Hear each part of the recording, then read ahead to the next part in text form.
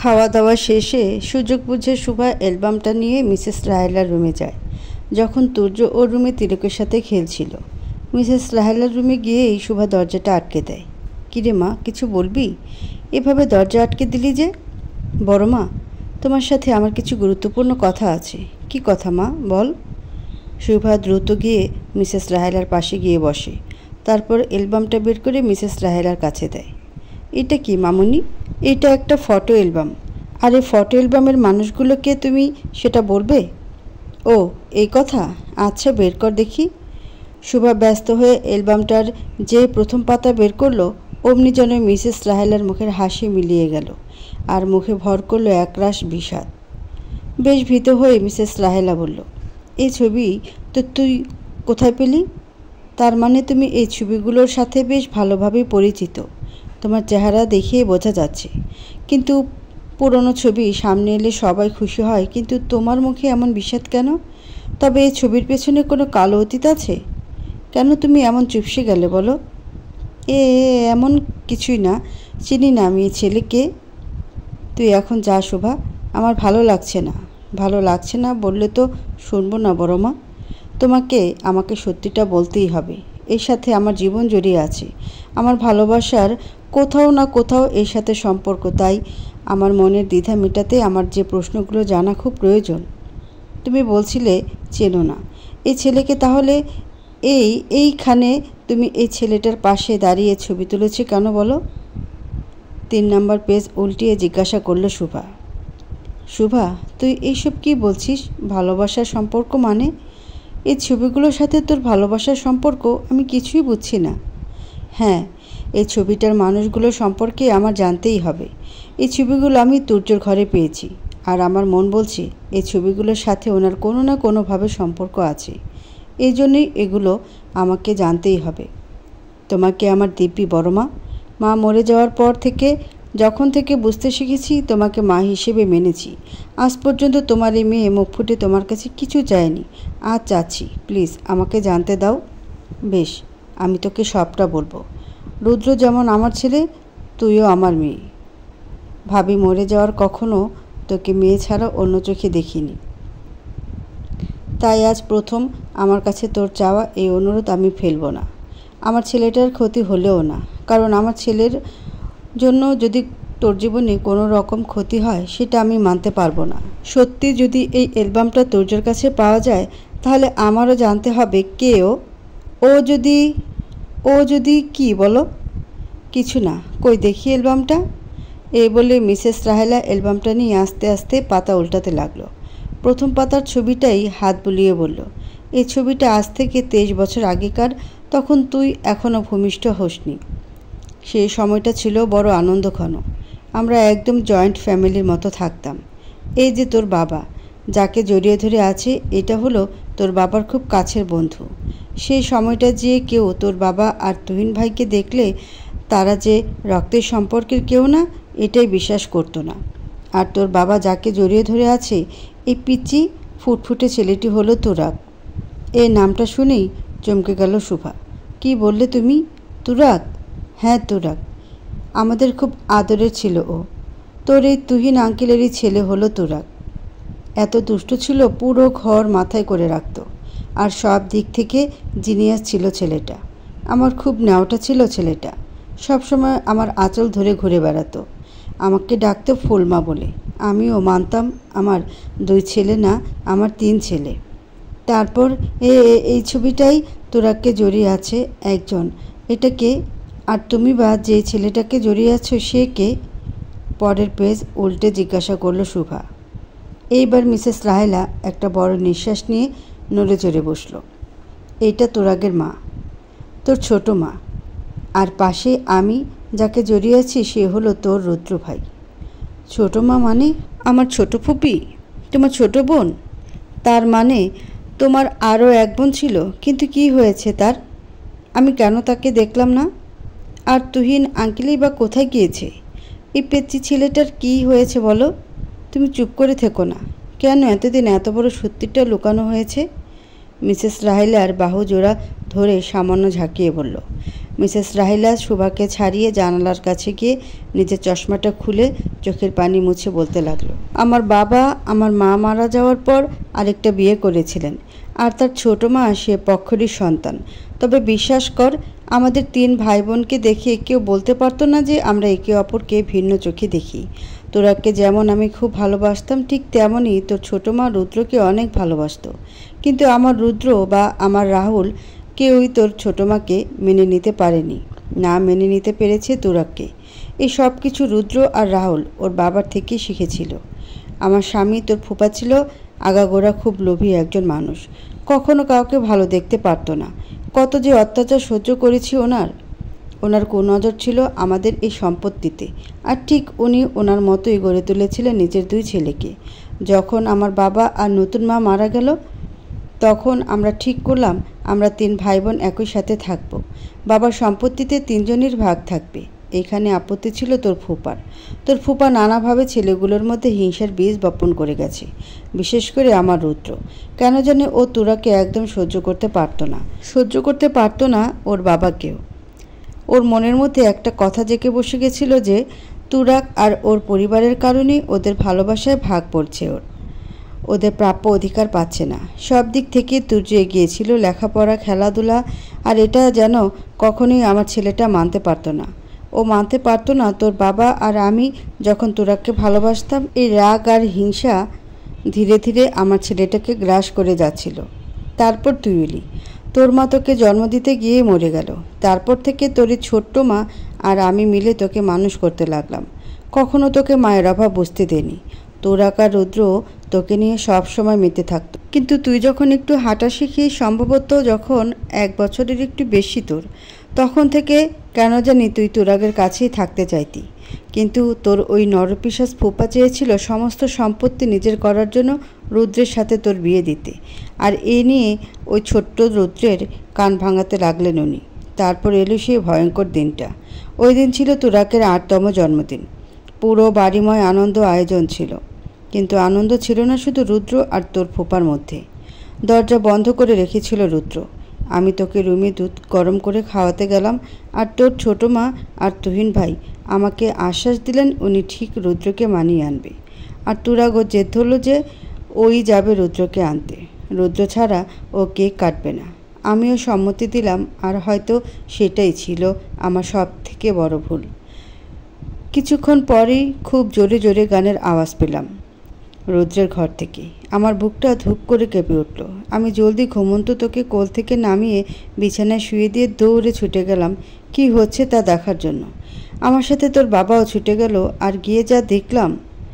এটুকু বলি একটা নিঃশ্বাস নিয়ে ডুকরে কেঁদে উঠল মিসেস রাহেলা। তারপর কি হলো বলো বড় মা, চুপ করে থেকো না। আমি আর তোর বাবা যখন ছুটে আমার রুমে যাই, সেখানে দেখি আমার রুদ্রর হাতে গান, আর ওর সামনে লুটিয়ে পড়ে আছে আমার ছোট বোনটা আর তুহিন ভাই। আর আমার তুরাগ একবার ওর মাকে ডাকছে, একবার ওর বাবাকে। ওই ছোট্ট শিশুটার পুরো শরীরে ওর বাবা মার রক্তে রাঙা হয়ে গেছে।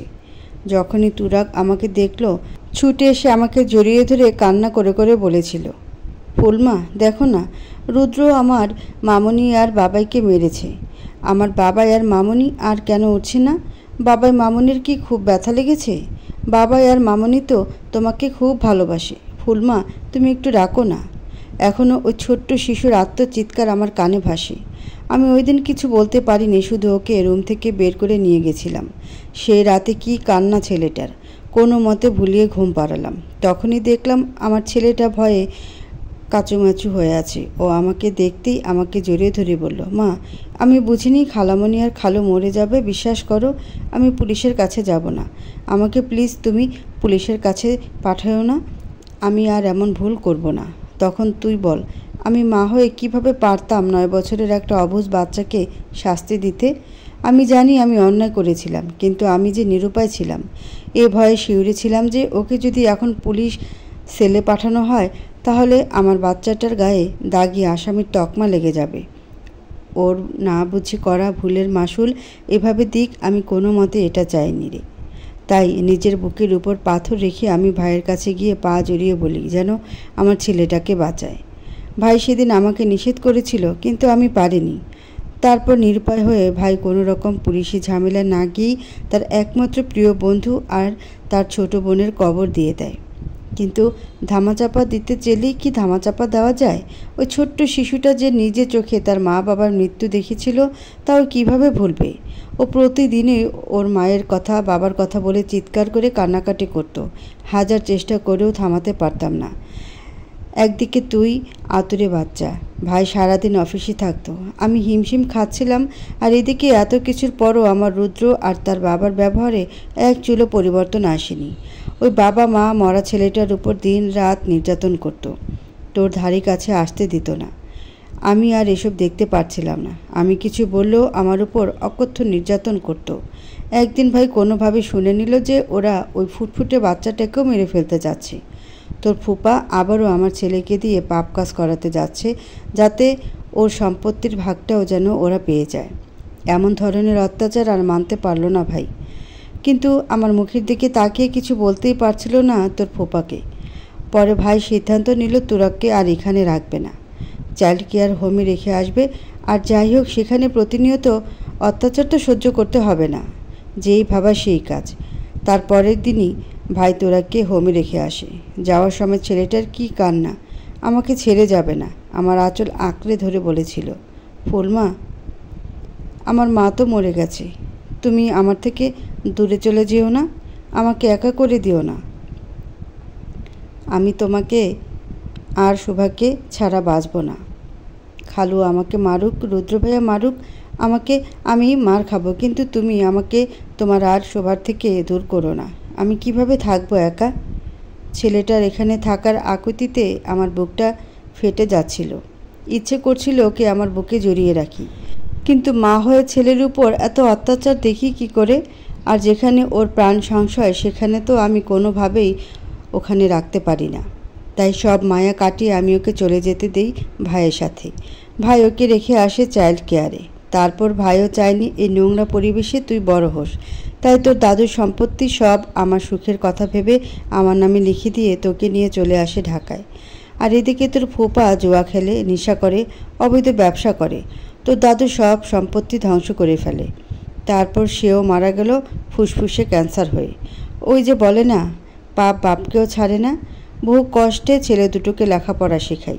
তো রুদ্র ভাই আগে মেডিকেলে লেখাপড়া করেছিল। রুদ্র আর রাহুল দুই ভাই মিলেমিশেই থাকতো সবসময়। রুদ্রর মধ্যে এরপর আর আমি হিংসা দেখিনি। তারপর হঠাৎ করে রুদ্রের মেডিকেল কলেজে কি যে হলো, রুদ্র আর ডাক্তারি করলো না, ওই লাইন থেকে চলে এলো। তারপর থেকে কেমন যেন একা একা থাকতো, একটুতেই রেগে যেত।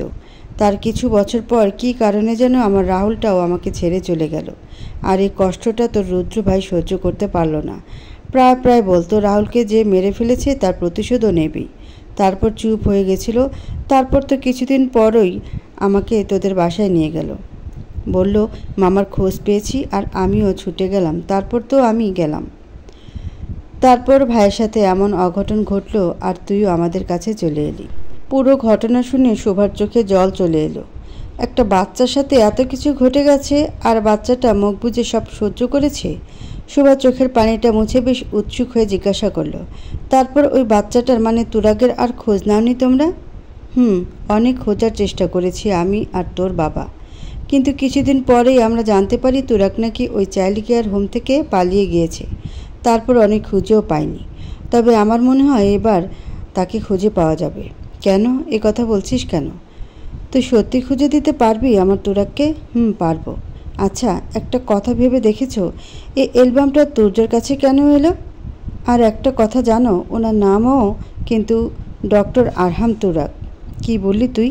নামটা আবার বল। চমকে গিয়ে জিজ্ঞাসা করলো, আরহাম তুরাগ?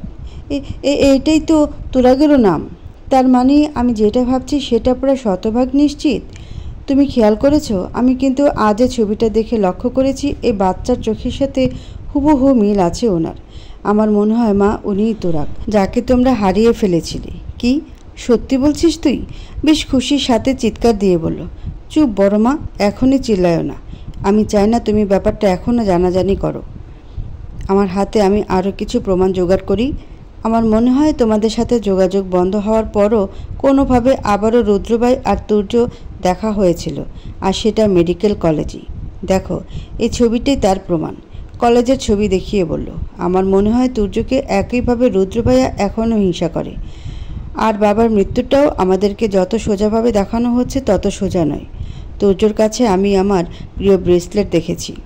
কাছের মানুষ ছাড়া বাবা এটা কাউকে দিত না। আর আমার তো রাহুলের মৃত্যুটাও একটা রহস্য লাগছে। তবে এগুলোর সমাধান আমাকেই বের করতে হবে। এত দূর যখন আসতে পেরেছি, বাকি অবধিও আমি যেতে পারবো। আমার বারবার মনে হচ্ছে অজান্তেই আমি আমার ভালোবাসার মানুষের প্রতি অনেক বড় অন্যায় করে ফেলেছি। বড় মা, তোমার কাছে রিকোয়েস্ট, তুমি এখনকার কথা কাউকে বলো না, না তুর্যকে না রুদ্র ভাইকে। আমি এ রহস্যের সমাধান করতে চাই, আশা করি তুমি আমাকে হেল্প করবে। অবশ্যই আমি সাহায্য করব। আর এবার আমি আমার তুরাককে আর কাছছাড়া হতে দেব না। আর যদি কোনোভাবে জানি আমার ছেলে কোনো রকম অন্যায় করেছে, তাকেও ছেড়ে কথা বলবো না রে। সেটা তো এখন সময়ের অপেক্ষা। হঠাৎ করে দরজায় কড়া নাড়ার আওয়াজ পেয়ে শুভা আর মিসেস রাহেলা দুজনেই চমকে যায়। তাড়াতাড়ি করে শুভা অ্যালবামটা লুকিয়ে নিল।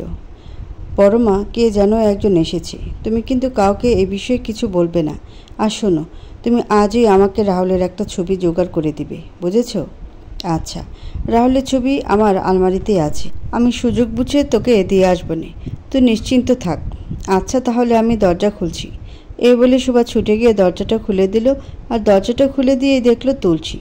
কি হলো তুলসী? আসলে দিদিমণি, দাদাবাবু আপনাকে খুঁজছেন। ও আচ্ছা, চলো। দিদিমণি? হ্যাঁ বলো, আজ কি রান্না করব? শুভা কি একটা যেন ভেবে আবার মিসেস রাহেলার কাছে গেল। তারপর মিসেস রাহেলার কানে কানে বলল, বড় মা, তোরা নিশ্চয়ই তোমার হাতের খাবার অনেক পছন্দ করত, আর তুমি নিশ্চয়ই জানো যে ওর কী কী খাবার পছন্দ। কথায় আছে, পুরুষ মানুষের পেট দিয়েই কথা বের হয়। দেখবো আজকে তোমার খাবার খেয়ে ওনার কী রিয়াকশন। আচ্ছা, তুই একদম চিন্তা করিস না। এই তুলসী, তুই আমার সাথে আয় তো। কী কী বাজার আছে বল, আজকে আমি রান্না করব। আপনি রান্না করবেন খালাম্মা? কেন, কোনো সমস্যা? না না, চলেন, আমি আপনার হাতে হাতে আগায় দিই। চল। আর মা, তুই জামাইয়ের ঘরে যেয়ে দেখ ওর কী দরকার। ওনার আর কী দরকার থাকতে পারে, সামনে পাইলেই ঠেসে ধরে খালি আদর করার ধান্দা। এই জন্য একটু দূরে দূরে থাকতে হয়। তুমি বলো, একটা মানুষ দিনে কত আদর। বাকিটা বলতে গিয়েই শোভার হুঁশ ফিরল যে ও ওর বড় মার সামনে এইসব বলছে। আর তখনই শোভা জিভে কাঁটা দিয়ে তাকালো, দেখলো মিসেস রাহেলা আর তুলসী দুজনে মিটমিট করে হাসছে। শোভা তাড়াতাড়ি মাথা নিচে করে নিয়ে বলল, বড় মা, আমি আসি কেমন? এই বলেই ছুটে দৌড় দিল শোভা তুর্য রুমের দিকে। আর এদিকে শোভার মা এমন বাচ্চামো দেখে মিসেস রাহেলা আর তুলসী দুজনেই হাসিতে ফেটে পড়ল। এই, আমি না হয় মা, এজন্য মেয়ের এমন কাণ্ডে হাসছি। তুই কোন খুশিতে হাসছিস? আমি তো দাদাবাবু আর দিদিমণির রোমান্সের কথা মনে করিয়া হাসছি শরমে। মানে, তুই আবার কি দেখলি? দেখছি খালাম্মা, রান্নাঘরে দাদাবাবু আর দিদিমণি সকালের পুরো ঘটনা বলল। আর বললেন না খালাম্মা, আমাকে দেখেই যে দিদিমণির কি শরম। হুড়মুড় করে দাদাবাবুকে রুম থেকে বের করে দিল। কি বলছিস? হাহা করে হেসে দিল। পরক্ষণেই তার নিজের বয়সের কথা মনে পড়ে হাসিটা আটকে নিল। এই হাসি থামা বলছি তুলসী। তোর কি কোনো কাজকাম নেই যে এইসব উকি মেরে দেখছিস? চল রান্নাঘরে রান্না করতে, একটু শরম নেই। কিন্তু খালাম্মা, আপনিও তো হাসছিলেন। তো তুই যাবি নাকি এখনই লাঠির বাড়ি খাবি আমার হাতে? ওরে বাবা, না না খালাম্মা, এই যে মুখে কুলু পারছি। চলেন খালাম্মা। চল। এদিকে কোনো দিক না তাকিয়ে শোভা রুমের ভিতরে যেই ঢোকে, সামনাসামনি তুর্যের সাথে ধাক্কা লেগে দুজনেই একসাথে বিছানার উপর পড়ে যায়। তুর্যের উপর শোভা গিয়ে পড়ে। তুর্য খানিকক্ষণ চোখ বাঁকিয়ে আগে শোভাকে দেখে। তারপর যখন শোভাকে চোখ মুখ খিচে বন্ধ করা দেখে, তুর্য খানিকক্ষণ চোখ বাঁকিয়ে দেখে মাথায় একটা দুষ্টু বুদ্ধি আসে। তার চোখ বন্ধ করে দম আটকে নেয়, যাতে তুর্যকে দেখলে একদম সেন্সলেস মনে হয়। শোভা যখন বুঝতে পারে ও কিছুর সাথে ধাক্কা খেয়ে কোথাও একটা পড়ে গেছে, শোভা আস্তে আস্তে নিজের চোখ খুলে, আর চোখ খুলে দেখে তুর্যর শরীর অসাড় হয়ে আছে। শোভা তাড়াতাড়ি তুর্যের উপর থেকে উঠে তারপর তুর্যের পাশে গিয়ে বসে বলে, দেখুন, এটা কিন্তু বেশি বেশি হয়ে যাচ্ছে। সামান্য খাটে পড়ে যাওয়ায় এমন একটা ঢং করছেন যেন কি না কি। চোখ খুলুন বলছি। আমিও কিন্তু মেডিকেলের স্টুডেন্ট। কি হলে কি হয় বুঝি, চোখ খুলুন। কি হলো, এখনও চুপ করে আছেন? ইয়ার কি হচ্ছে? এমন চোখ বন্ধ করে থাকবেন না, উঠুন বলছি। উঠুন না। তুর্যকে সামান্য ঝাঁকালো।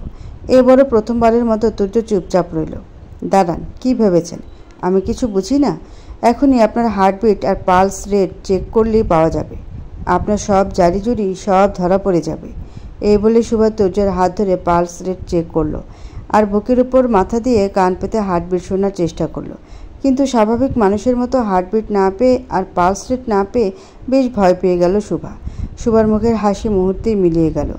ওর ভয়ে শরীর কাঁপতে লাগলো। এই শুনুন, কি হয়েছে আপনার?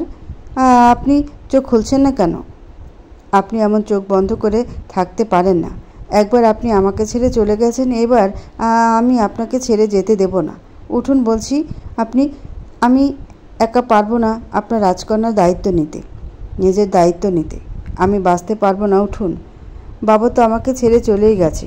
আপনি যদি এখন চলে যান আমি কিভাবে থাকবো বলুন? এই বলে তুর্যের বুকে মাথা রেখে কান্না জুড়ে দেয় সুভা।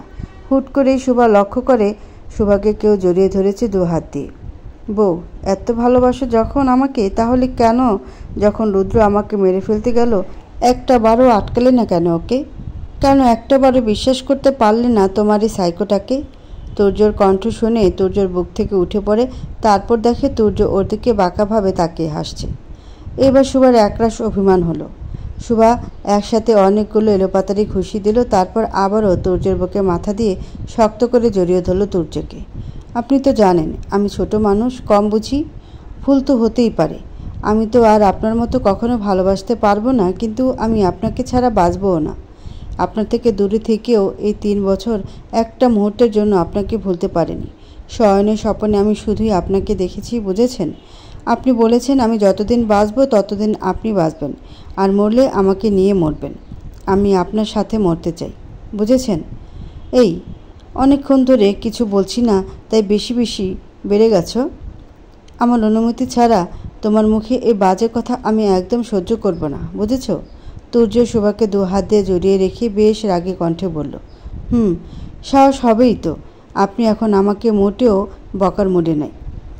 যদি সত্যি সত্যি বকতেন তাহলে এমন জড়িয়ে ধরে রাখতেন না। তাই এখনই সুযোগ মনের কথা সব বলে দেওয়ার। নাক টেনে টেনে বলল সুভা। তবে রে, খুব চালাক হয়ে গেছো তাই না? আগের বোকা সুভা নাই দেখছি। আচ্ছা, বকবো না, যাও। এখন অন্য কিছু করি, কেমন? এই বলে সুভাকে ঘুরিয়ে নিয়ে সুভার উপর শুয়ে পড়ে তুর্য।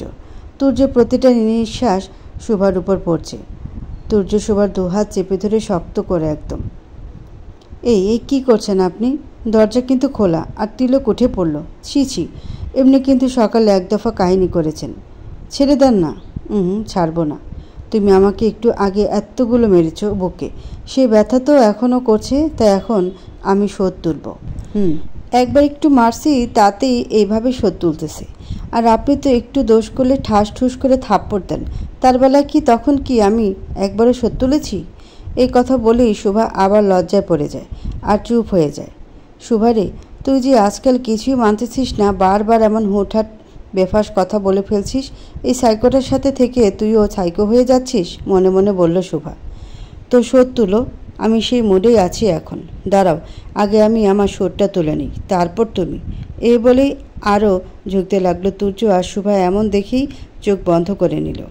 তুর্য একদম সুভার কাছাকাছি গিয়ে গালে মুখে থুতনিতে চোখে নাকে অসংখ্য চুমু খেতে থাকে, আর সুভার চোখ মুখ খিচে বন্ধ করে রাখে। তুর্য সুভার এমন চোখ মুখ খিচে বন্ধ করে রাখা দেখে একটা বাঁকা হেসে 2 হাত সুভার কোমরে দেওয়ার সাথে সাথে সুভা কেঁপে ওঠে।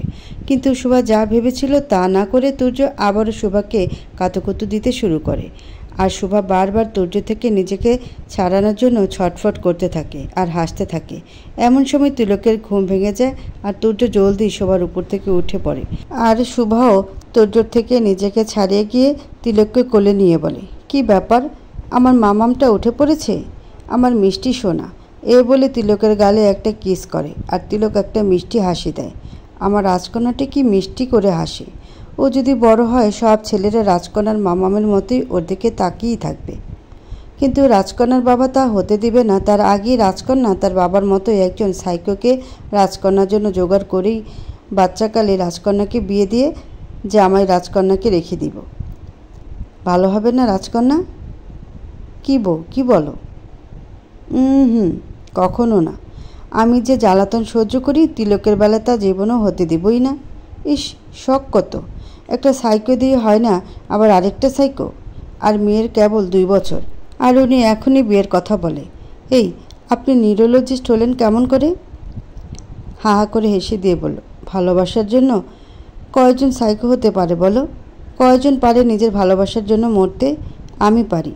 তুমি যদি কখনো বিষ এনে দিয়েও বলো এটা আমি খেতে বলছি, তুমি খাও, আমি হাসতে হাসতে খেয়ে নেব। এরকম কজন পারে? হ্যাঁ, চুপ করুন। কেন বাজে কথা বলছেন? কেন এত কষ্ট দেন আমাকে? চোখে জল চলে আসে শোভার। আহা, এই তুর্য যখন অ্যাক্সিডেন্টে মরল না, বিষ খেলে মরে যাবে তোমার মনে হয়? আল্লাহ তোমার সাথে আমার জুটি বেঁধে দিয়েছে। যে যত চেষ্টাই করুক এই তুর্যর থেকে তোমাকে কেউ দূরে সরাতেই পারবে না। আমার মৃত্যুর চাবিকাঠি তো তোমার হাতে রে বউ। তুমি যেদিন মন থেকে একবার বলবা মরতে, আমি সেই দিনই মরব, তবে একা না, তোমাকে নিয়ে। হাহা করে হেসে দিল তুর্য। চুপ করবেন আপনি একটু? এমনটা জীবনে ঘটবেও না, আমিও থাকবো। আপনিও থাকবেন, না হলে রাজকন্যাকে কে দেখবে? হ্যাঁ, আপনি সত্যি একটা সাইকো। আপনার চিকিৎসার প্রয়োজন। কে যে আপনাকে ডক্টর বানালো? আমি তোমার রুদ্র ভাইয়ের মতো কারচুপি করে লেখাপড়া করিনি, বুঝেছ? মেডিকেলের বেস্ট স্টুডেন্ট ছিলাম আজ অবধি। এই রেকর্ড কেউ ভাঙতে পারেনি। মানুষের বাসায় কাজ করেছি, ঠেলাগাড়ি ঠেলেছি, তারপর হাতে 2টা টাকা পেয়েছি। তবু ওই টাকার বেশিরভাগ অংশ জমিয়ে কত বেলা অনাহারে থেকে হলেও মৃত মা বাবার স্বপ্ন পূরণ করেছি। আমার স্বপ্ন পূরণ করা থেকে কেউ টলাতে পারেনি আমাকে। টলাতে পারেনি তোমাকে আমার হতে। দূরে রাখতে পারেনি কোনো মতেই আমার থেকে ফুলমা আর তোমাকে। সারাদিন কাজ করে রাতে গিয়ে ঘুমানোর আগে ফুলমা আর তোমার মুখ দেখেছি। লুকিয়ে বলতে গিয়েই কি যেন মনে করে চুপ হয়ে গেল তুর্য। কি বলেন আপনি? ফুলমা? এমনটাই তো বড় মা আমাকে বলেছিল যে তুরাক নাকি ওনাকে ফুলমা বলতো। ভালোই হলো আপনি আমাকে সাহায্য করেছেন। আপনার রহস্যের সবগুলো সমীকরণ মেলাতে মনে মনে বলল শোভা।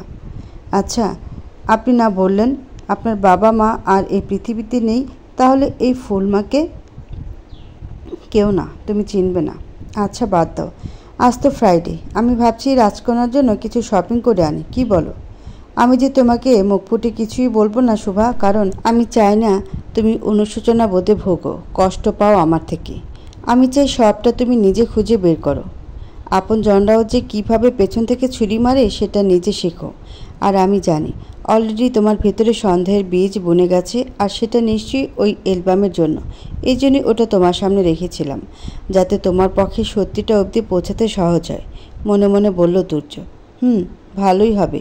ওর জন্য কিছু কেনার দরকার ছিল, কিন্তু আমি না গেলে আপনি একা বুঝবেন একটা বাচ্চার কী কী লাগবে। আমি জানি আপনি কথা এড়িয়ে গেলেন, তবে আমিও যদি এর শেষ অবধি না যেতে পারি, তাহলে আমি আমার বাবার মেয়ে না, আর আপনার বউ না। ও মা, আমি কি বলেছি আমি একা যাব? আমি তোমাকে নিয়েই যাব। তোমার জন্য কিছু কেনাকাটা করতে হবে। আবার ফুলমা না, মানে মা এই বাড়িতে প্রথম পা রেখেছে, সেরকমভাবে কিছুই দেওয়া হয়নি। তা ঠিক। আচ্ছা, আপনি ফ্রেশ হয়ে আসুন। একেবারে শপিং করে দুপুরে খাবার খাওয়ার আগে আগে এসে পড়তে হবে। আমি তাহলে তিলককে বড়মার কাছে দিয়ে আসি। না না, রাজকন্যা আমাদের সাথে যাবে। কিন্তু কেন? ও বাচ্চা মানুষ, শপিং মল ঘুরে কেনাকাটা করতে পারবে না। আমি বলেছি না রাজকন্যা আমার সাথেই যাবে, ব্যাস। আমি কিছুতেই ওর জীবন সংশয়ে ফেলতে পারি না। এখানে রেখে গেলেই রুদ্র আবার সুযোগ বুঝে ওর ক্ষতি করবে, এটা কখনোই হতে দেওয়া যাবে না, মনে মনে বলল তুর্য। কিন্তু ওর জীবন সংশয়? শোভা, হয়তো কথা বলো তুমি। আচ্ছা আচ্ছা, আপনি মাথা গরম করবেন না, আমি তিলককে নিয়েই যাব। খুশি? এখন যান, গোসল করে আসুন, তারপরে তো রেডি হতে হবে। ততক্ষণে আমি তিলককেও কিছু খাইয়ে রেডি করি। আচ্ছা। এই বলে তুর্য ওয়াশরুমে ঢুকে যায়, আর এদিকে শোভাও জলদি তিলককে খাবার খাইয়ে ওকে রেডি করে দেয়, তারপর নিজেও রেডি হয়ে নেয়। আজকেই সুযোগ, সবার চোখের আড়ালে আমাকে বাইরে গিয়ে ওই ছবিটার রহস্য বের করা লাগবে। এমনিতেই তো কোনোভাবেই উনি বাইরে বের হতে দিতেন না। এই বলে সুভা নিজের ফোন ঘেঁটে ওই ছবিগুলো খোঁজার চেষ্টা করে, কিন্তু পায় না। দেখে ছবিগুলো আগে থেকেই ডিলিট। এখন আমি কি করব? বাবাকে মারার ওই ছবিগুলো না পেলে তো আমি ওই ছবিগুলোর পেছনে সত্যিটা জানতে পারবো না। কি করা যায়? হ্যাঁ, রুদ্র ভাইয়ের কাছে ছবিগুলো ঠিক থাকবে, যাই ভাইয়ের কাছে যাই। কিন্তু ভাইকে যদি সরাসরি ছবিগুলো চাই বা কারোর সাথে কথা বলতেও ফোন চাই, ভাই তো সন্দেহ করবে, কারণ বাড়িতে তো আরও ফোন আছে। এমন কিছু বলা লাগবে যাতে ভাই আগে পিছু না ভেবে ফোনটা দিয়ে দিবে। যেমন ভাবা তেমন কাজ। জলদি করে তুর্যের ওয়াশরুম থেকে বের হওয়ার আগেই সুভা তিলককে নিয়ে আগে ওর বড় মার কাছে যায়। ওখানে তিলককে রেখে সুভা রুদ্রের রুমে যায়। ভাই আসবো? হ্যাঁ, চলে আয়। আমার রুমে আসতে আবার তোর পারমিশন নেওয়া লাগে? এতটা পর করে দিয়েছিস আমাকে? না না ভাই, তেমন কিছুই না। আসলে কিছু কথা ছিল তোর সাথে। হ্যাঁ অবশ্যই, বল। তোর ফোনটা একটু দিবি? কেন? আমার ফোন কেন লাগবে তোর? সুভা হঠাৎ আমার ফোন চাচ্ছে কেন মনে মনে বলল। তুই কি আমার মা আর তোর জামাইয়ের মতো আমার উপর গোয়েন্দাগিরি শুরু করলি? আরে না না ভাই, তুই আমাদের জীবনে কতটা, এটা আমি কি বলতে পারি? আসলে আমি একটু লয়ারের সাথে কথা বলতাম। আমি চাই ওনার সাথে ডিভোর্স করতে, আর তুই তো জানিস আমি এইসব কথা না বড় মার ফোনে আর তুর্যর ফোনে তো মোটেও বলতে পারবো না। আর আমার ফোনে প্রবলেম হয়েছে, তাই তুই যদি ফোনটা দিতি। কি বলছিস সুভা? তুই সত্যি বলছিস? আমি জানতাম, আর সবাই আমাকে ভুল বুঝলে তুই আমাকে কখনোই ভুল বুঝবি না।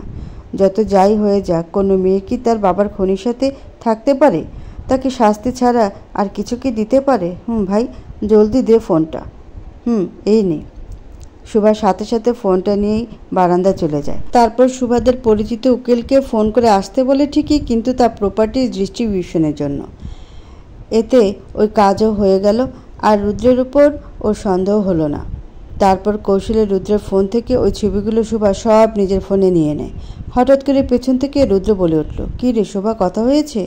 হ্যাঁ হয়েছে ভাই। কি বললো? কবে আসবে? এই তো তিলকের জন্মদিনের দিন। যাক বাবা, শান্তি এতদিনে, তাইলে তুই শান্তি পাবি আর আমিও শান্তি পাবো। কিছু বললে? না মানে, তুই ভালো থাকবি তাহলে। হাঁ করে হেসে দিয়ে তুর্য, তুই ভেবেছিস তুই জিতে গেছিস? এবারও জিতবো আমি। শুভ এখনও আমার হাতে। ওহ, ঠিকই বলেছ রুদ্র ভাই, ঠিকই বলেছ তুমি। শান্তি তো আমি পাবই, তবে সেটা আমার বাবার আসল খুনিকে ধরে আর তুর্যর আসল পরিচয়টা সবার সামনে তুলে ধরে। অনেক কষ্ট পেয়েছে ও জীবনে, আর না। এবার আমি বউ হওয়ার দায়িত্ব পালন করব মনে মনে বলল। আমি আসি তাহলে রুদ্র ভাইয়া, না হলে উনি আবার না দেখলে খুঁজতে শুরু করবে। ঠিকই বলেছিস তুই। আচ্ছা যা। আচ্ছা। এই বলে শুভা রুদ্রের রুম থেকে বের হয়ে তুর্য বের হয়েছে নাকি দেখার জন্য নিজের রুমে যায়, কিন্তু গিয়ে কাউকে দেখতে পায় না। তুর্য, আপনি কোথায়? হুট করে পেছন থেকে তুর্য জড়িয়ে ধরে শুভাকে। তারপর ওর কাঁধে নাক ঘষে বলতে শুরু করে, কোথায় গিয়েছিলে তুমি আমাকে রেখে? কোথায় আবার যাব? বড়মার কাছে গিয়েছিলাম। সত্যি বলছো তো? মিথ্যা কেন বলবো? আর আপনি কি এখন আবার এইসব করবেন? তাহলে মার্কেট যাবেন কখন? কি করবো রে বউ, তোমাকে দেখলেই খালি আদর করতে মন চায়। আমি তো নিজেকে আটকাতেই পারি না। এখনকার সময়ের জন্য আটকে রাখুন, পরে আবার করেন। এখন আগে মার্কেট চলুন তো, এমনি অনেক দেরি হয়ে যাচ্ছে। এটা আমি কার মুখে কি শুনছি? আমার বউ নিজে আমাকে আদর করার কথা বলছে, কিন্তু পরে কেন এখনই কি সুন্দর লিপস্টিক নিয়েছে আমার বউ, এটা তো খেতেই হবে। এ বলে তুর্য আবারও নেশা ভরা চোখে শোভার ঠোঁটের দিকে আগাতে থাকে। ওর কোমর বাহুতে নিয়ে ঠিক ওই সময়ে তুলসী তিলককে নিয়ে উপস্থিত হয়। দিদিমণি আসবো? তুলসীর এমন কথায় শোভা দ্রুত নিজেকে সরিয়ে নেয় তুর্যর থেকে। এই তুলসীকে কি তুমি হায়ার করেছ? সব সময় আমাদের মাঝে কাবাব মে হাড্ডি হওয়ার জন্য যখনই কাছে আসতে চাই তখনই মাঝখানে এসে বলে, দিদিমণি আসবো? কোনোদিন যে রাগে শোভার কানে ফিসফিসিয়ে বলল, ও বেচারির উপর রাগ করছেন কেন? আচ্ছা, রাতে আপনি আপনার মন মতো যা করার করেন, খুশি? সত্যি? 3 সত্যি। ইয়াহু! এই তুলসী, তোর জন্য আজ গিফট আনবো। আয় আয়, ভেতরে আয়। আসলে দিদিমণি, এই যে তিলক সোনাকে দিতে এলাম। আপনারা ওকে নিয়ে যাবেন? আরে, আমার রাজকন্যাকে আমার কোলে দাও, আমি নিয়ে যাব। আমার কোলে থাকবে আমার রাজকন্যা। আচ্ছা দাদাবাবু, এই নেন। আচ্ছা আসি তাহলে দাদাবাবু। এই বলে মুচকি হেসে চলে গেল তুলসী। এই তুলসীটাও খুব পাকা। আচ্ছা চলুন তো, দেরি হয়ে যাচ্ছে। যাব, আগে লিপস্টিকটা মুছো। তুমি জানো না তুমি সেজেগুজে বাইরে যাও, এটা একদম পছন্দ করি না। লিপস্টিকটা মোছো। ওহো, আপনিও না? এ নিন, হয়েছে? লিপস্টিকটা মুছে নিয়ে বলল, একদম পারফেক্ট। হিজাবের সাথে এমনিও লিপস্টিক মানে না। চলো এখন বউ। এ বলেই এক হাতে তিলককে কোলে নিয়ে অন্য হাতে শোভার হাত শক্ত করে ধরে বের হয়ে গেল। তারপর গাড়িতে শোভাকে বসিয়ে শোভার কোলে তিলককে দিয়ে তুর্য ড্রাইভ শুরু করলো আর গুনগুন করে গাইতে শুরু করলো। শোভা তুর্যর গান বেশ পছন্দ করে। যখন থেকে তুর্যর সাথে শোভা থেকেছে তখন থেকে শোভা শুনেছে তুর্য বেশ পুরনো যুগের গানগুলো পছন্দ করে আর ওর গানের গলাও যথেষ্ট ভালো। যখনই তুর্য গান গায় শোভা যেন কোনো স্বপ্নের দুনিয়ায় হারিয়ে যায়। তখনই শোভা তিলককে একটু করে সামলাচ্ছে আর বারবার তুর্যর চেহারাটা দেখছে। কি সরল এই চেহারা! এখন এই চেহারা দেখে তাকিয়ে মনে হচ্ছে দুনিয়ার সবচেয়ে সুখী মানুষ হয়তো উনি। কিভাবে পারেন উনি? কেউ বোঝেও না, বিশেষ করে আমাকে কখনো বুঝতে দেননি আপনার এই চেহারার পেছনের এত কষ্ট। এত শুনেছি মেয়ে মানুষের সহ্য শক্তি বেশি, কিন্তু আপনি ছেলে হয়ে কিভাবে পারেন? সত্যি আপনার মতো ভালোবাসার দৃষ্টান্ত হয়তো কেউ দেখাতে পারবে না। এসব ভাবতে ভাবতে তুর্য শপিং মলে চলে আসে। এই যে ম্যাডাম, আমার দিকে তাকিয়ে কোন ভাবনা চলে গেলেন? তুর্যের এমন কথায় শোভার ধ্যান ভাঙল। হ্যাঁ, কিছু বলছিলেন? হ্যাঁ, বলছিলাম যে মানলাম আমি অনেক স্মার্ট দেখতে, কিন্তু তাই বলে কি এভাবে তাকিয়ে দেখতে হবে? নিজেকে কন্ট্রোল করব কিভাবে? উফ, আবার শুরু হলো আপনার। চলুন তো যাই। এই বলে তিলককে কোলে নিয়ে গাড়ি থেকে নেমে গেল আর তুর্য গাড়িটা লক করে শোভার পিস গেল। শপিং মলে ঢোকার পর তুর্য খেয়াল করলো শোভা বারবার এদিক ওদিক কিছু খোঁজার চেষ্টা করছে। কি হলো, কি খুঁজছো? কই না তো। শোভা কোনো রকম কথাটা কাটিয়ে আবার শপিং করতে শুরু করলো। হুট করে পেছন থেকে শোভার কাঁধে কেউ হাত রাখলো আর অমনি শোভার পেছনে ঘুরে গেল আর দেখলো মিলা আর রিচি। শোভা অনেক খুশি হলো, কারণ এতক্ষণ ওদের জন্যই অপেক্ষা করছিল শোভা। ও তোরা এসে গেছিস? না মানে তোরা এখানে কিভাবে? এখানে দেখে বুঝি তুই আর জিজু খুশি হলি না? কেমন বান্ধবী পাতাইছি, তার যে এত হ্যান্ডসাম বর আর এত সুন্দর টুকটুকি মেয়ে আছে তা জানালই না। পরে জানতে হলো, মিলা বলল। না মানে? কি না মানে? তুই চুপি থাক, আজকে আমরা এর শোধ নিব। আজকে আমরা ধরবো জিজুকে। এখন তো আমরা বাইরে, তার মানে জিজু এখন স্যার না, জিজুই, তাই আমাদের ট্রিট চাই এখনই। জিজু, রিচি বলল। হ্যাঁ অবশ্যই, কেন না, চলো। দেখেছিস আমাদের জিজু কতটা ভালো, তোর মতো না। চলো জিজু, মিশা বলল। বান্ধবীর কারণেই কিন্তু জিজু পাইছিস, তাই এত ভাব নিস না। ওলে বাবা, রাগ করতেছিস কেন? তুইও চল, আমরা একসাথে খাবো আজ। আর এই সুইটুকে আমার কোলেতে, রিচি বলল। এরপরে সবাই মিলে একটা রেস্টুরেন্টে গেল। তারপর এক পর্যায়ে খাবার অর্ডার করতে যেই তুর্য একটু উঠে ওদের থেকে দূরে গেল, অমনি মিলা বলে উঠল। কী রে, ছবিগুলো এনেছিস? হ্যাঁ এনেছি। তোদের দুজনকে তো একটু আগে পুরো ঘটনা বলেছি। তুই এই ছবিগুলো দ্রুত একটা কম্পিউটারের দোকানে নিয়ে যাবি আর খুঁজে বের করবি এগুলো এডিট করা কিনা। আমার তুর্যকে নির্দোষ প্রমাণ করা আর সঠিক দোষীকে খুঁজে বের করার এই একটাই রাস্তা। তোরা প্লিজ আমাকে একটু হেল্প কর। তুই কি পাগল হয়েছিস? আমরা তোর বান্ধবী, আমরা তোর সাথে সবসময় আছি। তুর্য ভাইয়া যে তোকে কত ভালোবাসে তা আমরা প্রথম দিনেই বুঝে গেছিলাম। আর তুর্য ভাইয়া এত কষ্ট পেয়েছে তা শুনে তো আমাদেরই চোখ দিয়ে পানি পড়ে গেছে রে। তুর্য ভাইয়া আর তোর বাবার প্রতি হওয়া অন্যায়ের প্রতিবাদে আমরা শুধু এই কাজে না, প্রত্যেক পদে পদে তোর সাথে আছি। আমরাও চাই তুই আর তুর্য ভাই সুখে থাক, রিচি বলল। আমরা সুখে থাকবো রে। আসল দোষীকে শাস্তি দিয়ে আবার নতুন করে জীবনটাকে শুরু করব। আর খুব বেশি দেরি নেই সেই দিনের, খুব জলদি আসবে। হঠাৎ করে তুর্য পেছন থেকে বলল, কি কথা হচ্ছে বান্ধবীদের মধ্যে? তুর্যের এমন কথায় চমকে গেল তিনজনেই। না মানে আরে জিজু, তেমন কিছুই না। ওই যে তোমাদের লাভ স্টোরির ব্যাপারেই শুনছিলাম শোভার কাছে, তাই না রে শোভা? মিলা বলল। হ্যাঁ, ওরা জেদ করছিল শোনার জন্য, তাই আর কি বলছিলাম। ও, আমাদের লাভ স্টোরি তো তোমাদের আমার কাছ থেকে শোনা উচিত, কারণ যা করেছি সব আমি করেছি, তোমার বান্ধবী কিছুই করেনি। এমনকি আদরটাও আমাকেই করতে হয়, তোমার বান্ধবী কিছুই করে না। ও হো হো হো। আহ, কি হচ্ছে কি? এই কেমন ধরনের কথা বলছেন? আপনার কি একটু লজ্জা শরম নেই? তোর মতো এমন লজ্জাবতী থাকলে জিজুর মতো একটু লজ্জা কমই হওয়া প্রয়োজন, রিচি বলল। দেখেছ, এইটাই আসল কারণ। আর তাছাড়া নিজের বউয়ের সাথে দুষ্টামি করব, পরের বউয়ের সাথে তো আর করব না। কি? চোখ বাঁকা করে তুর্য দিকে তাকালো। না মানে, আমার এত টুকটুকে সুন্দরী বউ আছে, আমি কি তাকে ছাড়া অন্যদিকে তাকাতে পারি? হেসে দিয়ে বলল, যাই বলেন না কেন, আমাদের বান্ধবী কিন্তু আপনাকে কম ভালোবাসে না। নিজের ভালোবাসার প্রতি এত লয়াল কমই দেখেছি। এই 3 বছর ধরে একটা ছেলেকেও বেল দেয়নি, ধারে কাছে ঘেঁষতে দেয়নি নিজের। জানেন জিজু, 3 বছরে তোমার বান্ধবীর প্রত্যেকটা কার্যবিধিতে আমার নজর ছিল। তোমাদের বান্ধবী ঘেঁষতে দিলেই বুঝি আমি ঘেঁষতে দিতাম। আমি যে কেমন সেটা তোমার বান্ধবী জানে, কি গো বউ, তাই না? আসলে জিজু, আপনি অনেক হ্যান্ডসাম। ইস, আমার যদি এমন একটা পজিটিভ হাজব্যান্ড থাকতো কত ভালো হতো। শোভার জায়গায় আমি হলে দিনরাত আল্লাহর কাছে শুকরিয়া আদায় করতাম, রিচি বলল। এই কথা শোনার পর তুর্য একটা বাঁকা হেসে শোভার দিকে তাকালো। আর এদিকে শোভা তেলে বেগুনে জ্বলে উঠল।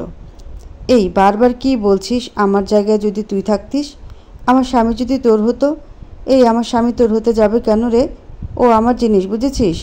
আমার। চলুন তো, যাবো এখন আমরা, অনেক দেরি হয়ে গেছে, বড় মা অপেক্ষা করছে। এই বলে শোভা তোজের হাত ধরে নিয়ে টেবিল থেকে উঠে পড়ে। এই এই কি রে, তুই একটুও মজা বুঝিস না? এমন করছিস যেন তোর জামাইকে আমরা তুলে নিয়ে যাব। চিল চিল। মিলা হেসে বলল, থাম তো, কিসের চিল? আমরা এখন বাসায় যাব, অনেক দেরি হয়ে গেছে। আর তিলকও ঘুম, ওর খাওয়ার সময় হয়ে গেছে, তোরা থাক। আর মনে রাখিস, সন্ধ্যায় কল দিবি।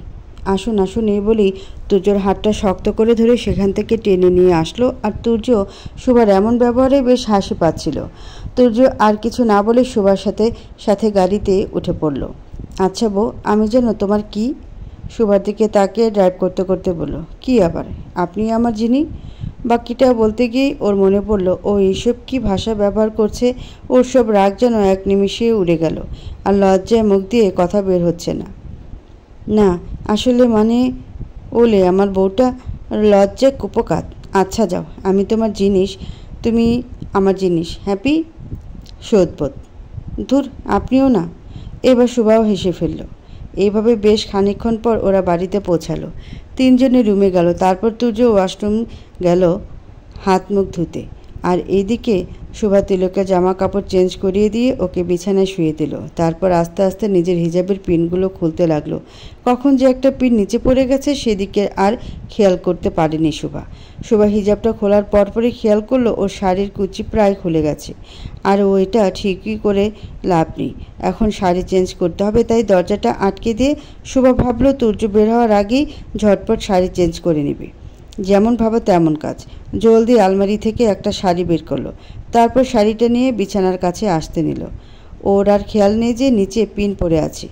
ওই সময় তুর্য ওয়াশরুম থেকে বের হয়ে যেই দেখে শোভা পিনের উপর প্রায় পা ফেলতেই যাচ্ছে, ছুটে গিয়ে পিনের উপর নিজের হাতটা রেখে দেয় আর শোভার পা পড়ে তুর্যের তালুতে। এটা কি হলো? আপনি আমার পায়ের নিচে আপনার হাত রেখেছেন কেন? তুর্য দ্রুত উঠে নিজের হাতটা পেছনে নিয়ে পিন সাইড টেবিলে রেখে হাতটা মুঠি করে নিল, যাতে শোভা কিছু বুঝতে না পারে। না, আমার বউ তো রাজকুমারী, আর রাজকুমারীর তো একটু আলাদা আপ্যায়ন করতেই হয়। মজা করার আর জায়গা পাচ্ছেন না, ঠিক করে বলেন। আপনি কিছুতেও একটা লুকোচ্ছেন। শোভাকে কথা থেকে সরিয়ে আনার জন্য তুর্য বা হাত দিয়ে কথার মধ্যেই শোভার কোমর টেনে নিজের সাথে মিশিয়ে নেয়। এখন এটা আবার কি শুরু করলেন? তুমি তো শুরু করালে বউ। এই বলে শোভার পা থেকে মাথা পর্যন্ত তাকিয়ে দেখে। তুর্যের এইভাবে দেখে শোভাও নিজের দিকে তাকায় আর চমকে যায়, কারণ যতটুকু কুচি অবশিষ্ট ছিল সেটুকু খুলে আছে। আর কথার মাঝে শোভা ওর দিকে তাকায় আর খেয়ালও করেনি। শোভা এভাবে নিজেকে দেখে একটা চিৎকার দেয়। অমনি তুর্য দেয় একটা ধমক। চুপ, একদম চুপ। গলা দিয়ে আরেকটা সাউন্ড বেরোলেই কানের উপর খাবা। নিজের শরীর দেখে কি এমন চিল্লায়? হ্যাঁ, আর আমি তো তোমার স্বামী, আমি কি পর কেউ? এক বাচ্চার মা হয়ে গেছে এখনও এমন করে। তুর্যের এমন ধমককে শোভা চুপ হয়ে মাথা নিচু করে নেয়। আমার দিকে তাকাও বলছি। শোভা মাথা তুলে তাকায়। Good girl. এবার তুর্য শোবার শরীর থেকে একটু একটু করে পুরো শাড়িটাই খুলল। তারপর বাঁ হাত দিয়ে বিছানার থেকে শাড়িটা নিয়ে টুকটুক করে পরিয়ে দিল। আর এদিকে যতবার শাড়ি পরাতে গিয়ে শোবার শরীরে তুর্যর হাত পড়ছে, ততবার যেন শোবার শরীরে বিদ্যুৎ চমকাচ্ছে। শোভা পাথরের মতো দাঁড়িয়ে আছে ঠিকই, কিন্তু ওর ভেতরে রুহু মনে হচ্ছে খুব জোরে ছুটোছুটি করছে। তুর্য শোবার কাণ্ড দেখছে, মিটমিট করে হাসছে আর শাড়ি পরাচ্ছে। এই তো একদম পারফেক্ট। শাড়ি পরানো শেষে শোভাকে পা থেকে মাথা অবধি দেখিয়ে বলল। শোভা এখনও চুপ।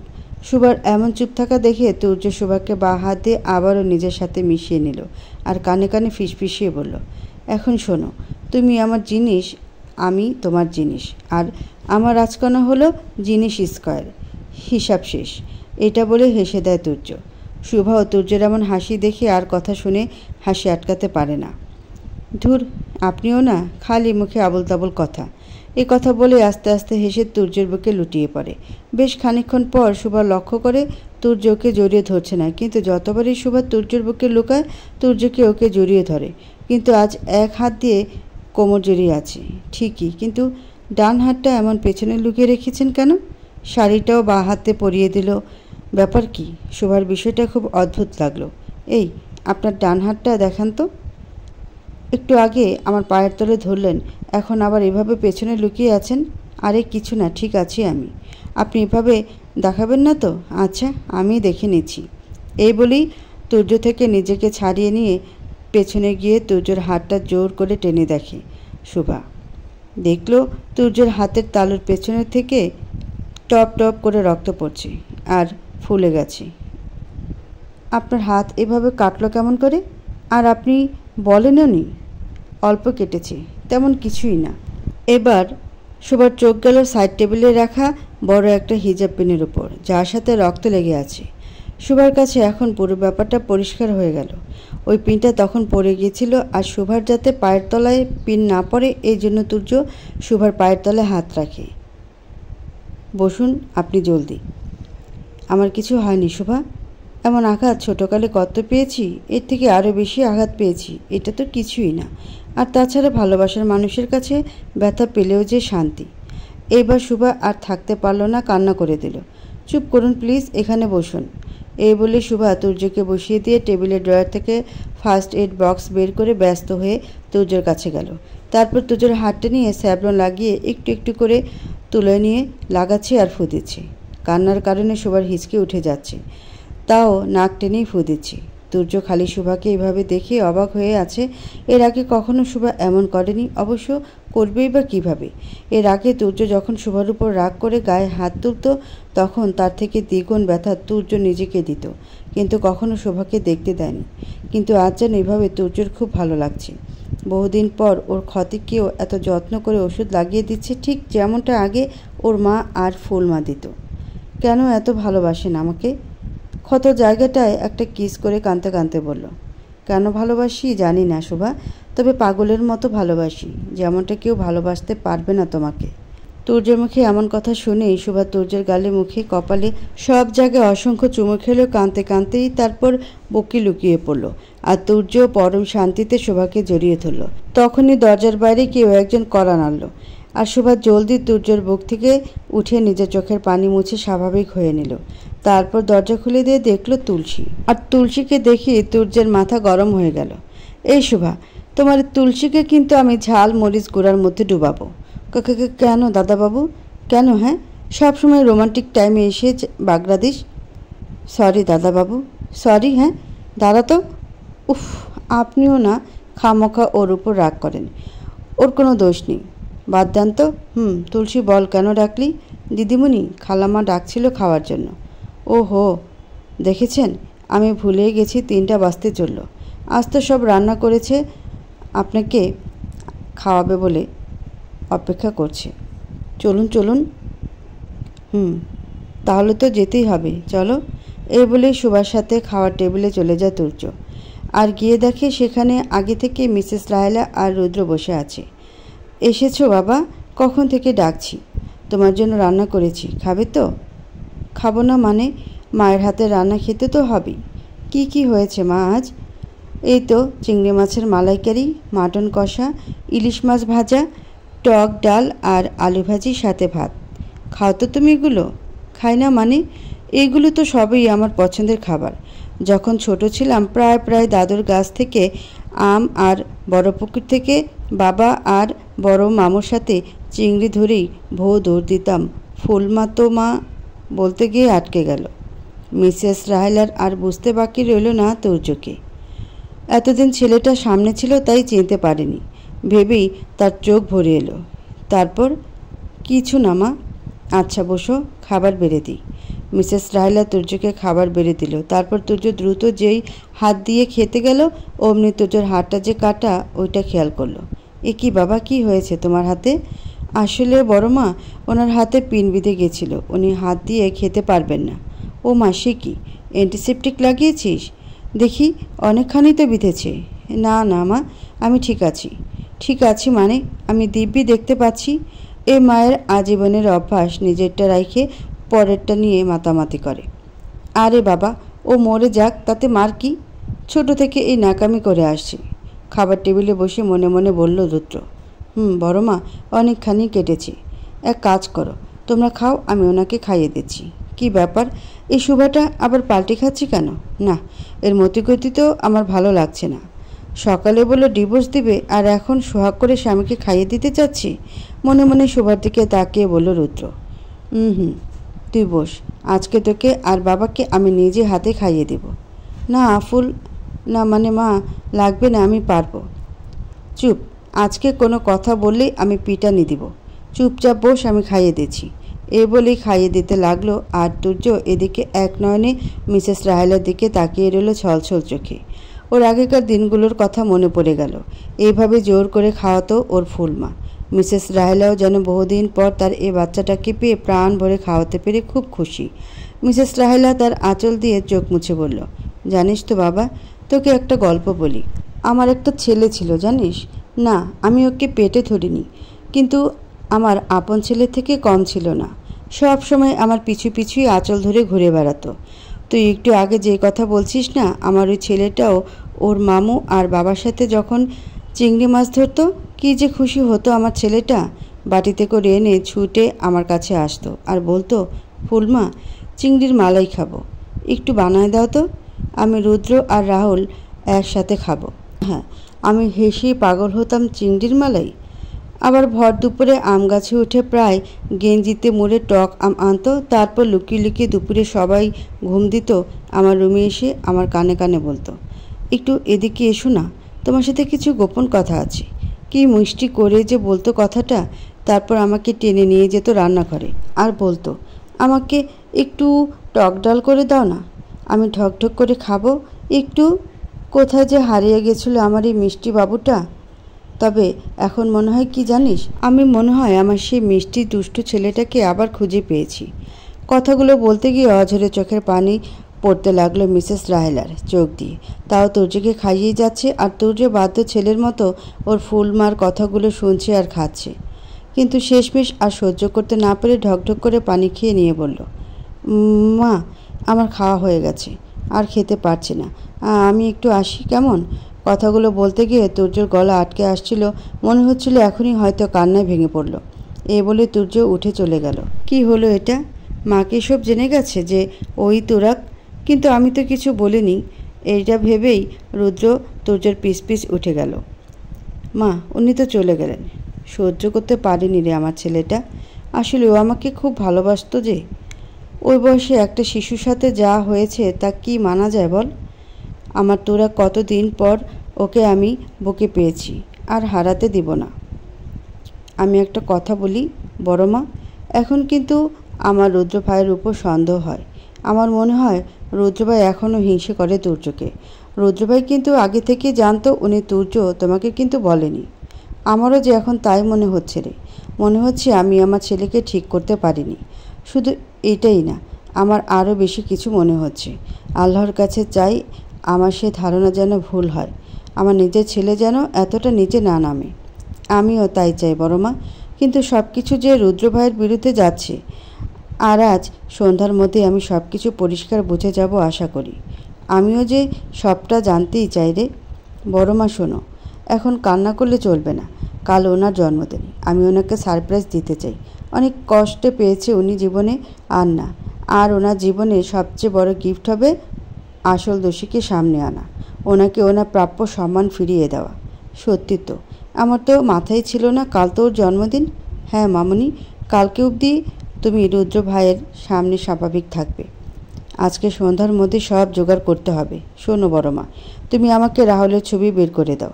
তুমি রুমে যাও এখন, আর রাহুলের যে কোনো একটা ছবি বের করো, আর আমি ততক্ষণে আমার বান্ধবীকে কল দিয়ে ওই ছবিগুলোর রহস্য শুনে আসি, ঠিক আছে? আচ্ছা রে, আমি এখনই যাচ্ছি। এই বলে মিসেস রাহেলা রুমে চলে গেল। আর এদিকে শোভা লুকিয়ে বারান্দায় গিয়ে মিলাকে কল দিল। কিরে মিলা, কিছু জানতে পেরেছিস? অনেক কিছু। তুরাগ স্যারের সাথে অনেক বড় ষড়যন্ত্র করা হয়েছে রে। তুই যে ছবিগুলো দিয়েছিস ওইগুলো সব এডিট করা। বাহ, বেশ ভালো। তুই তাহলে এখন প্লিজ আরেকটা কাজ কর। হ্যাঁ অবশ্যই বল। 24B block, Jamshedpur, Comilla. এটা আমার বাড়ির অ্যাড্রেস। তুই এখনই সেখানে যা। ওখানে আমাদের বাড়ির গেটের সামনে একটা সিসি ক্যামেরা আছে। আমাদের দারোয়ানকে আমার কথা বললে উনি দেখাই দেবে। তুই ভিডিওটা একটাবার দেখ আর আমাকে জানা। আমাকে জানতে হবে ওই রাতে বাবার বাসায় উনি যাওয়ার আগে কে গিয়েছিল। পারলে ভিডিওটা আমার ফোনে পাঠিয়ে দিস। আচ্ছা, আমি এখনই যাচ্ছি। আর শোন, হ্যাঁ বল। তুই রিচিকে বল ফোন অন রাখতে, ওকেও দরকার পড়তে পারে। আচ্ছা রে, এই বলে মিলা ফোন রেখে দেয়। আমি যদি খুব ভুল না হই রুদ্র ভাই, ওটা তুমিই হবে। তুমি যখন মিথ্যা ছবি বানিয়ে আমার ভালোবাসার এত বড় ক্ষতি করতে চেয়েছো, ওটা তো কিছুই না। তোমার এই খেলা আমি শেষ করবই। এই বলে শোভা দ্রুত ফোনটা রেখে বড় মার রুমের দিকে যায়। নিজের রুমের বারান্দায় দাঁড়িয়ে নির্জনের চোখের পানি ফেলছে তুর্য। ও যে আজও ভুলতে পারেনি ছোটবেলার কথা। এখনও সেগুলো মনে করলে ওর বুক আঁতকে ওঠে। হঠাৎ করে ওকে পেছন থেকে কেউ ডাকে, কী রে সাইকো, কী করছিস এখানে একা দাঁড়িয়ে? তুর্য পেছনে ঘুরে তাকাতেই দেখে রুদ্র। এ কি দ্য গ্রেট তুরাগ ওরফে তুর্য, যে মৃত্যুকেও হার মানায়, তার চোখে জল। এ কি, তুই এখানে কেন? আমাকে বুঝি একদম অ্যাকসেপ্ট করিসনি? হয় মানুষ যা অ্যাকসেপ্ট করে না তেমনটা হয়ে যায়।